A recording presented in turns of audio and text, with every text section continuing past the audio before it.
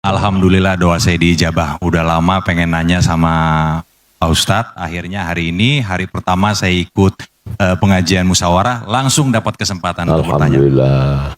Saya seorang mualaf. Saya memeluk Islam setelah saya menikah.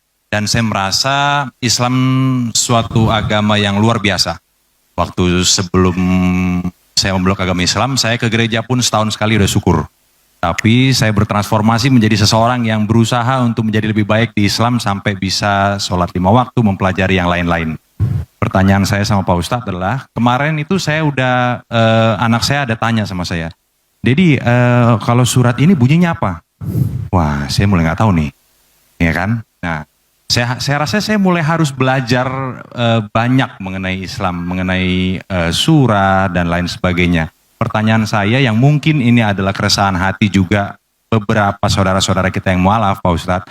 Bagaimana kita memilih guru yang benar? Yang pertama. Yang kedua, bagaimana kita tahu kita memilih guru? Caranya memilih guru untuk memadu kita supaya kita tidak berada di jalan yang salah. Dan kalau kita sudah memilih, yang kedua, bagaimana kita tahu kalau guru pilihan kita itu benar? Yang ketiga, saya ada sedikit tahu kalau di dalam Islam itu ada beberapa mazhab. Mazhab apa yang kira-kira bisa dan cocok untuk saya, bagaimana cara saya memilihnya? Sekian kira-kira pertanyaan dari saya. Assalamualaikum warahmatullahi wabarakatuh. Waalaikumsalam warahmatullahi wabarakatuh. Berarti Mas Gio benar ya. Tadi saya hampir salah ini ya. Katanya sudah mualaf. Alhamdulillah.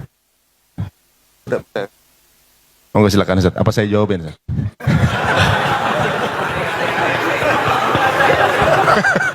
Apaan? Mas Gio, yang catatan amalnya masih bersih, ketika di hadapan Allah mungkin buku catatan dosa saya jauh lebih banyak. Oleh sebab itu jangan lupa doakan saya, doakan kami, doakan kita semua.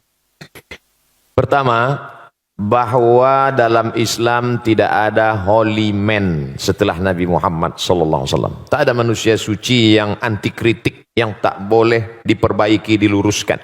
Makanya ketika Umar bin Khattab jadi khalifah, dia menangis. Kenapa? Karena dia sekarang punya jabatan tinggi, dia takut nanti sahabat tidak ada satupun yang bisa meluruskan dia. Tapi kemudian ketika ada sahabat berkata, kalau kau salah wahai Umar bin Khattab, aku yang akan meluruskanmu. Dia peluk, alhamdulillah masih ada hamba Allah yang meluruskan. Abdul Somad, manusia biasa, bisa benar, bisa salah. Main bola ada statuta yang dibuat oleh FIFA, rule of the game, aturan main. Ini outside namanya, ini goal namanya. Maka ketika orang itu keluar dari standar ini, dia tidak benar. Idza ra'aitar rajul, seorang yang diyakini sebagai wali Allah. Kita tahu ada wali songo, manusia yang punya karamah, kemuliaan. Dalam kitab Al-Luma' cahaya-cahaya, ditulis oleh Imam Saraj At-Tusi.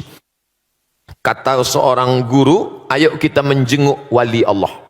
Ini wali Allah hebat, ayo. Sampai di dalam masjid, muridnya nanya, mana wali Allah? Itu yang ada di depan. Masya Allah, wali Allah.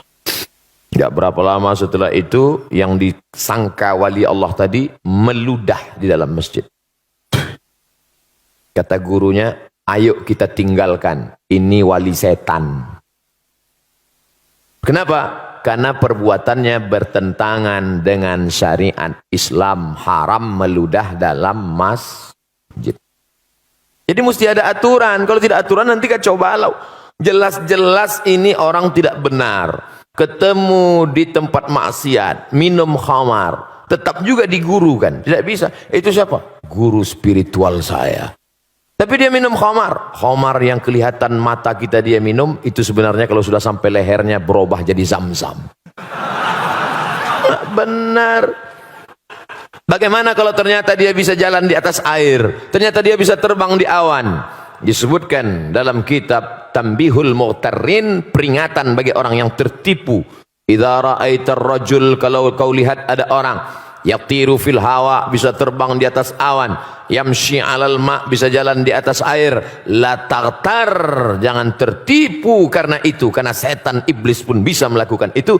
Tapi pandanglah pada istiqomahnya tentang ajaran, perintah dan larangan Allah. Disuruh Allah dia ikut, dilarang Allah dia tak buat, ikutilah istiqomahnya.